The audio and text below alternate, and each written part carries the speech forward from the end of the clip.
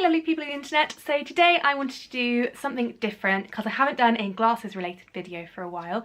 So I thought I would do an everyday eye makeup look for a glasses wearer based on what I would do. And it features these fab wand makeup brushes from Primark just to keep the Harry Potter magic theme going. So let's get started.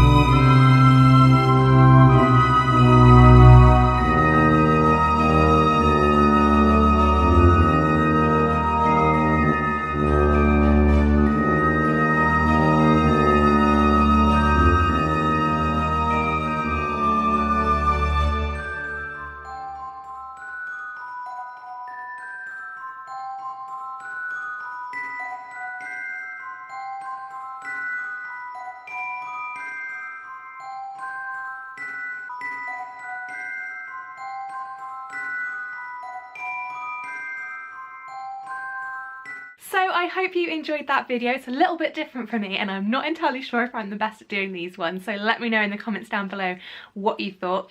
I'll drop a list of the products that I used in the box down below. If you haven't already, do hit subscribe.